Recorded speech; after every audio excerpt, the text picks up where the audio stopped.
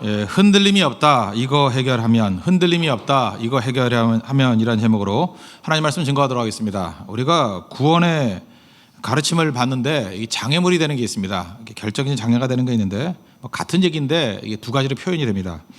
내가 죄 짓지 않았는데 왜 내가 죄인이냐, 이게 납득 못해요 사람들이. 내가 죄도 안 졌는데 왜 내가 죄인이냐. 똑같은 이걸 타이폴로지라고 하는데 모형입니다. 똑같은 이제 미러 이미지인데, 내가 의롭지 않은데 내가 왜 구원받느냐, 그것도 또 이해를 못해요. 같은 원리인데 원죄를 이해 못하면 십자가의 구원도 사실 이해 못하는 것입니다. 그래서 이것은 이해가 안 되는 것이고, 이거는 인간의 머릿속은 항상 인과관계밖에 없으니까 인과관계로 이게 설명이 안 된다는 것입니다. 그러니까 이걸 또 다른 말로 하면 아담의 범죄가 왜 내 범죄냐는 거예요. 또 예수님이 순종했다 그러는 것이 어떻게 내게 구원으로 연결이 되느냐. 같은 논리인데 이게 연결이 안 된다는 것입니다. 예수 오래 믿어도 맨날 흔들리는 사람이 있습니다. 이거 해결 못하니까 맨날 흔들리는 거예요. 이것만 해결되면 흔들림이 없는 신앙 갖게 된다는 것입니다. 그래서 오늘 되게 쉽게 설명하고 있는데 생각보다 로마서 5장을 또 쉽게 이해 못하는 사람들이 많더라고요. 그냥 쉽다고 생각하고 들어보세요. 한 사람이 뒷문을 열었다라는 거예요. 그게 오늘 핵심인데 12절입니다. 한 사람이 뒷문을 열었다는 거예요. 내가 왜 죄인인가? 태어나자마자 갓난아기 의식도 없잖아요. 근데 내가 왜 죄인인가? 이 설명을 이제 세 단계로 설명을 하고 있는 거예요. 12절 한번 보십시오. 그러므로 한 사람으로 말미암아, 이게 이제 아담입니다. 죄가 세상에 들어오고 죄로 말미암아 사망이 들어왔나니 이와 같이 모든 사람이 죄를 지었으므로 사망이 모든 사람에게 이르렀느니라. 그러니까 한 사람으로 말미암아 죄가 들어왔대요. 그러니까 죄라는 것은 도덕이 아닙니다. 죄는 불순종이에요. 그러니까 아담이 불순종한 게 죄였다. 그런데 이 땅에는 원래 죄가 없었어요. 죄가 없었는데 아담이 최초로 이 땅에 죄를 들여오게 만들었다는 거예요. 이걸 이제 비유로 말한다 그러면 옛날에 이게 성이 있지 않습니까? 전쟁을 했어요. 전쟁을 했는데 한 놈이 좀 나쁜 놈이 하나 있어요. 슬쩍 뒤에 가서 돈 받고 문을 열어줬어요. 뒷문을 열어줬어요. 그러면 한 사람의 범죄죠. 한 사람의 범죄로 말미암아 적군이 들어오게 된 거예요. 이게 첫 번째 얘기예요. 그 다음에 그 두 번째 단계는 뭐냐 하면 죄만 갖고 온 게 아니라 사망을 가지고 왔다는 거예요. 그래서 두 번째 단계는 뭐냐 하면 사망이 들어오게 되었다. 죄 때문에 사망이 들어오게 되었다. 뒷문 열어줘서 죄가 들어왔다. 죄가 동시에 사망을 가지고 왔다. 그리고 그 영향은 어떻습니까? 한 사람이 뒷문 열어줬다고 한 사람은 그치는 게 아니라 성 안에 있는 모든 사람이 다 죽었죠. 모든 사람에게 사망이 이르게 되었다. 그러니까 이 얘기예요. 이게 굉장히 중요한 얘기거든요. 한 사람 아담으로 말미암아 죄 들어왔다, 사망 들어왔다, 사망이 모든 사람에게 영향을 미쳤다. 다 죽게 되었다. 그래서 12절이 핵심적인 내용이라는 것입니다. 제가 지금 이걸 비유를, 저도 이 내용을 갖고 책도 여러 번 썼더라고요. 그래서 첫 번째는 이제 똑같이 할 수 없으니까 뒷문을 열었다 이렇게 표현할 때도 있고, 또 제일 좋은 거는 이제 바이러스로 생각하면 되죠. 한 사람이 전염당했어요. 전염. 혼자의 문제죠. 근데 혼자만 안 죽고 이렇게 찝쩍대니까 전염이 돼요, 옆에. 그래서 바이러스가 들어왔다, 사망이 왔다, 잠깐만 건드려서 다 전염시켜서 다 죽었다. 패스트로. 이해가 되시죠? 그게 죄라는 거예요. 난 이게 왜 어려운지 잘 모르겠어요. 그죠? 이것도 어려우면 상수원에 어떤 나쁜 놈이 독약을 넣었어요. 그죠? 한 사람이 죄예요. 그래서 자기도 그거 먹고 죽었어요. 그거 먹는 사람 다 죽었다. 뭐 이런 거예요. 일본으로 예를 든다 그러면 한 사람이 방사능 밸브를 잘못 건드려가지고 터졌어요. 그래서 물론 방사능이 그 사람 때문에 누출이 되고, 물론 자기도 죽고, 그것 때문에 후쿠시마 원전같이 계속해서 많은 사람이 죽더라. 다 죽더라. 뭐 이런 거 밤새도록 하면 또 더 만들어낼 수 있겠지 계속. 그 원리입니다. 그래서 아담 한 사람 때문에 죄가 들어왔다, 사망이 같이 왔다, 모든 사람에게 다 전염이 되었다. 그럼 이제 미리 얘기한다 그러면 예수님이 어떤 분이라는 거예요? 백신이랄까, 백신. 예수님 백신이 돼가지고 한 분의 백신으로 말미암아 모든 전염병 다 잡을 수 있죠. 이게 어려운 얘기입니까? 사도 바울은 되게 쉽게 얘기했는데 우리는 어려우려고 작정을 하니까 어렵다라는 거예요. 근데 이 원리가 사실은 논리의 영역에서는 이해가 안 되는 거죠. 삶의 전염의 연료에서는 되는 건데, 여러분 생각해 보세요. 어떤 사람이 에이즈 같은 거 전염이 됐다고 해요. 에이즈라 그러면 좀 그런가요? 그건 성적인 접촉이니까 딴 걸로 할까요? 그냥 전염병이 있다고 합시다. 일반 전염병. 죄가 있어 전염당했나요? 내가 전염당했어요. 그래서 골골하고 죽어가고 있어요. 그러면 왜 내가 뭐 때문에 이렇게 말할 수 있어요? 이렇게 설명되죠. 전염됐잖아. 그게 원죄예요. 아시겠죠? 내가 원인을 찾고 안 찾고 한 문제가 아니라 결과론적인 얘기를 하니까요. 그래서 죄가 인간에게 임하게 돼서 들어오게 되었고 죽음이 들어오게 되었고 우리는 다 죽을 운명밖에 없다. 그럼 절망이잖아요. 그 누구 때문이냐 고 말할 문제가 뭐 있어요? 그냥 우리 상태가 죽을 상황인데. 그래서 죄인 된 거예요. 죽음의 상태에 놓이게 된 거라고요. 그런데 예수님이 오셔서 예수님이 십자가에 백신이라는 걸 주셔서 그죠? 이 병을 이기게 만들었다고요. 뭐 천연두 같은 거 뭐 이렇게 이기게 만드는 거 있잖아요. 그죠? 뭐 이렇게 이기게 되었다. 그래서 그걸 통해서 질병을 이기게 되었다. 마찬가지로 십자가는 둘째 아담인 예수님께서 순종함으로 말미암아 백신이 되어 주셔서 우리를 건지게 되었다. 그러므로 전염병 걸린 사람 다른 나을 수 있는 길이 있어요, 없어요? 힘쓰고 애쓴다고 돼요? 노력한다고 돼요? 공로로 돼요? 안 되죠. 그 백신 맞아야 돼요. 마찬가지로 예수 외에는 구원이 없어요. 이게 독선이에요. 다원주의 좋아하는 분들이 있으면은 전염병에 한번 걸렸으면 좋겠어요. 뭐 아주 심각한 병. 그거 말고 뭐 한번 소화제를 드셔보시죠. 뭐 빨간 약을 발라보시죠. 뭐 마음대로 해보라고. 왜 그 약만 먹어야 됩니까? 외치면은 그냥 놔둬서 죽게 놔둬요, 그냥. 다 죽을 때 돼가지고 백신 한 방 맞아서 이제 됐냐? 이게 예수님하고 똑같은 거야. 이해가 되겠죠? 사실 이게 전염병이 창궐할 때 설교하면 되게 쉬울 것 같아요, 그죠? 여기에 백신이 우리를 살리는 것과 마찬가지. 예수님이 영적 백신이 되어 주십니다. 이게 5장 12절의 말씀이고 뒷부분의 내용들이 그거라는 것입니다.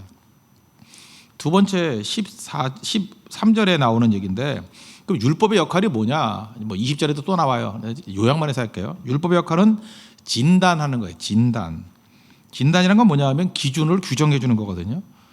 율법이 있기 이전에 율법은 모세 때 왔잖아요. 그러니까 그 이전에도 인간이 있었잖아요. 그럼 율법이 있기 이전에 죄가 먼저예요? 율법이 먼저예요? 죄가 있었어요. 죄가 먼저죠. 아담의 죄가 먼저였고 그러니까 죄 때문에 오는 모든 결과들 그러니까 우리가 바이러스 때문에 생기는 모든 병들은 다 있는 거예요. 그런데 의학이 발달돼 가지고 의사들이나 뭐 이런 연구하는 사람들이 진단을 해주고 규정을 내주면 아 이게 이런 병이구나 그걸 알게 되는 거죠. 그죠? 옛날에는 그 뭐 산부인과에서 많이 죽었대잖아요. 이유가 뭐냐면 감염이 뭔지 몰라서. 그래서 막 더러운 손으로 막 만지고 하니까 애 낳다가 많이 죽었대요.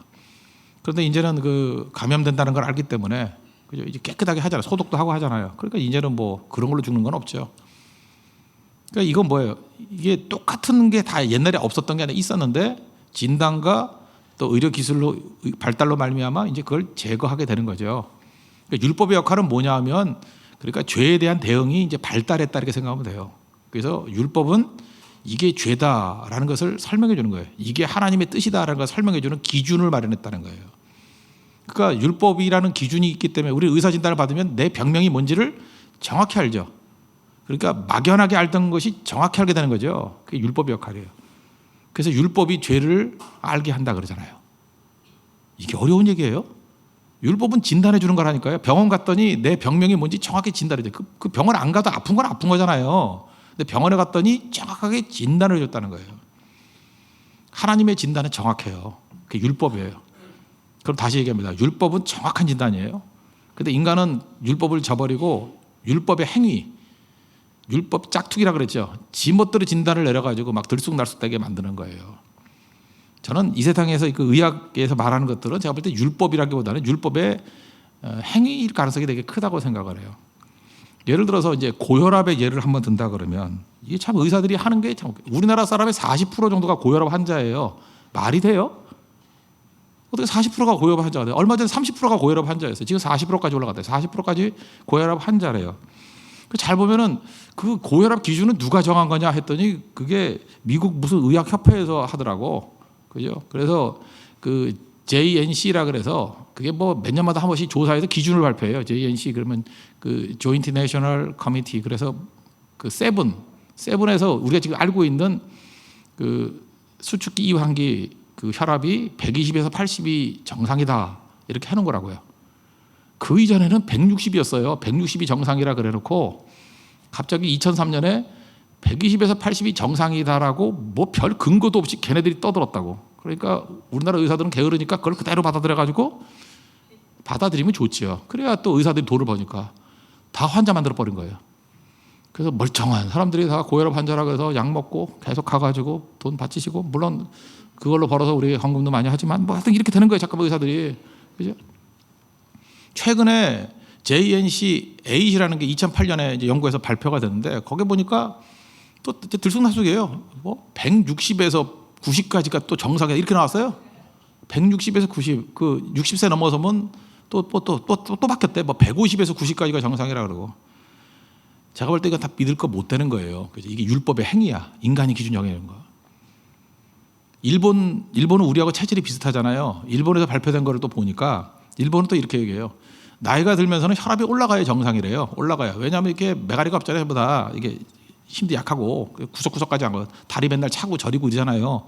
혈압이 높아져야지 펌프질을 많이 해서 많이 가지 끝까지.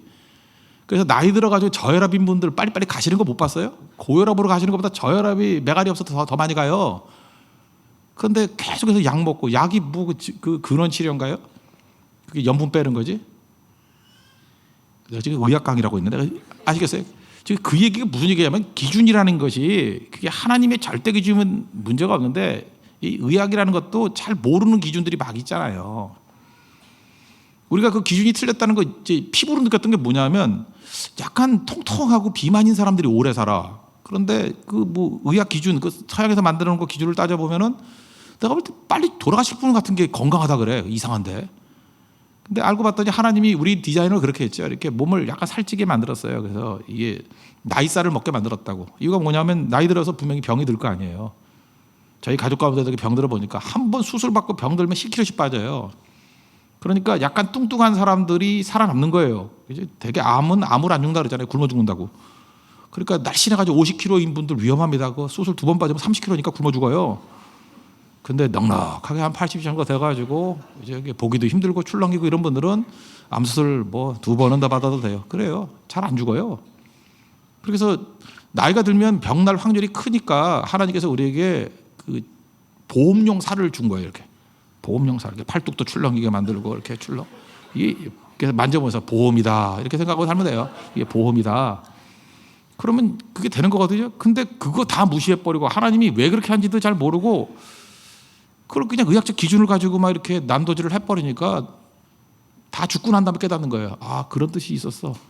역사를 보라고요. 의사 말 들었다가 죽은 사람 한둘이 아니에요. 다 죽는 거예요, 그거. 그래서 마루타에 다 마루타. 그래서 죽어보면 아, 이건 아닌가 봐. 그러고 또 이리로 가고. 아, 이건 아닌가 봐. 또 이리로 가고. 하여튼 정확한 건 뭐냐면 인공을 한 모든 것들은 다 나쁜 거고 하여튼 약은 다 케미컬이에요. 모든 약은 절대 도움이 안 돼요. 비타민도 마찬가지고. 제가 알고 하는 얘기가 아니라 무조건 케미컬은 안 좋아요. 이건 무조건이에요. 하나님이 주신 것이 정상이지 그냥 원 재료로 먹어야지 그 케미컬로 먹어서 좋아질 리가 없어요. 반드시 사이드와 부작용이 생길 수밖에 없다라는 거예요. 그러니까 세상엔 두 가지 기준이에요. 율법이라는 절대 기준 앞에 서면은 이건 도움이 돼요.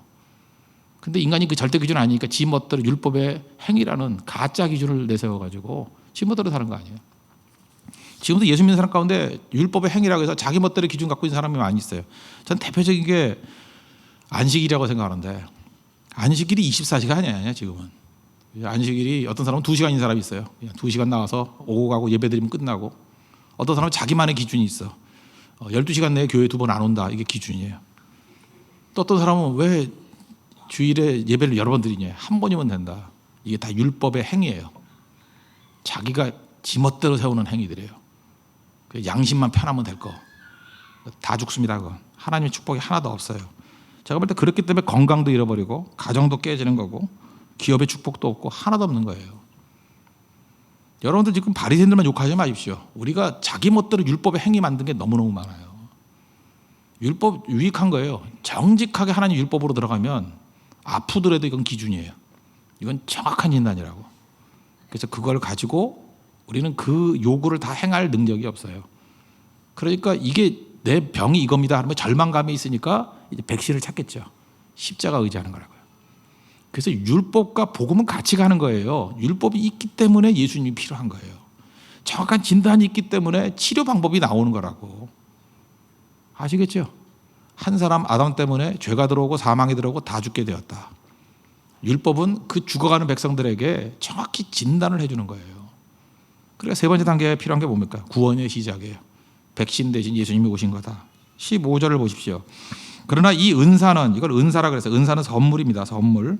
이 은사는 그 범죄와 같지 아니하니 곧 한 사람의 범죄로 인하여 많은 사람이 죽었은즉 아담 때문에 죄가 들어왔다 사망이 들어왔다 다 퍼졌다. 더욱 하나님의 은혜와 또 한 사람 예수 그리스도의 은혜로 말미암은 선물은 많은 사람에게 넘쳤느니라. 예수님의 영적 백신이 우리를 살리게 되었다. 이것을 우리에게 보여주고 있다라는 것입니다. 그래서 여기 세 가지 대비가 나오는데 이거는 뭐 그렇게 그리 중요한 것 같지 않은데, 아담과 예수님을 대비하고, 두 번째는 죄인과 의인을 대비하고, 세 번째는 사망과 생명을 대비해요. 뭐 같은 얘기를 세 번 지금 반복하고 있는 거예요. 사실은 15절까지가 제일 중요한 건데, 아담과 예수님을 대비한 건, 아담은 아까도 얘기했잖아요. 죄가 들어오고 사망이 들어오고 다 퍼지게 됐다. 죄의 시발점이에요. 아담과 둘째 아담인 예수님은 어떤 분이에요? 죄를 마감하시는 분이에요. 그러니까 아담으로부터 죄가 시작되었고 예수님으로 말미암아 죄가 마무리되게 되었다. 근데 예수님이 마무리되는 그 백신은 어떻게 얻어요? 노력으로 얻는 게 아니라 믿음으로 얻어요. 예수님을 믿으면. 그래서 선물이에요. 그래서 은사라고 되어 있죠. 계속 은사, 또 뒤에 선물 나오죠. 그 다음 장에 로마서 6장 23절 맨날 외우는 거잖아요. 죄의 삭은 사망이요, 하나님의 뭐요? 은사는, 하나님의 선물은 그리스도 예수 우리 주 안에 있는 영생이니라. 그러니까 하나님의 선물이 뭐예요? 예수님이에요. 하나님이 선물로 백신을 줬어요, 우리에게. 그래서 그 예수님을 믿으면 우리에게 뭐가 임해요? 영생, eternal life가 임하게 된다. 이게 어려워요? 사도 바울은 정말 정확한 논리 갖고 우리에게 설명하고 있는 거라고요. 예수님만이 우리를 살릴 수 있는, 아담 때문에 죄가 오듯이 예수님 때문에 우리에게 영생이 오게 되었다. 그래서 제가 이렇게 경험상 보면 마귀가 와가지고 우리를 시험하고 넘어뜨리고 막 믿음을 뒤흔들 때마다 뭐 딴 거 말고 그냥 이 사실을 외치기만 하면 돼요. 그죠? 죄의 삭은 사망이다. 나도 알고 있어. 그런데 예수님이 하나님께서 우리에게 선물로서 예수님을 보내주셨어. 그죠? 하나님의 은사는 뭐라 그랬어요? 그리스도 예수 안에 있는, 우리 주 안에 있는 영생이라고. 하나님이 선물로 누굴 줬어요? 예수님을 줬어. 예수님이랑 백신을 줬어. 난 예수님을 믿어. 그래서 나는 영생이 임하게 되는 거야. 사망과 생명을 대비시키고 있잖아요. 이거를 말만 해도 마귀는 힘을 다 잃어버려요. 여러분들 만약에 뭐 등록금을 안 내가지고 막 그랬다고 합시다. 등록금을 안 됐어. 뭐 그러면 옛날에는 가난한 시대에는 뭐 끌려가가지고, 우리 때는 육성회비였는데 뭐 그것도 안 낸다 그래가지고 뭐 담임 선생님이 잠깐 돈 내라 이런 게 있어요. 그럼 애들이 기가 팍 죽어서, 가난한 것도 힘든데 돈 없어서 참 힘들어했어요. 근데 이 아이가 당당해질 때가 있어요. 어떤 독지가가 와가지고 1년치를 다 내준 거야. 그죠? 그 사실 알았어요. 그래서 막 다그치면은 여기 영수증이 있는데요. 그것도 툭 던지면서 여기 영수증이 있는데요. 그러면 당당해지는 거죠. 마귀는요, 우리 약점을 물고 늘어지는 거예요. 너 안 냈잖아. 너 등록금 안 냈잖아. 육성예배 안 냈잖아. 너 빚졌잖아. 우리 꼼짝을 못해요. 우리 갚을 능력이 없기 때문에. 예수님이 영수증 집어던지면 돼요. 다 냈잖아. 고백만 하면 돼요. 예수님이 다 값을 치렀잖아. 우리에게 선물로 주셨잖아.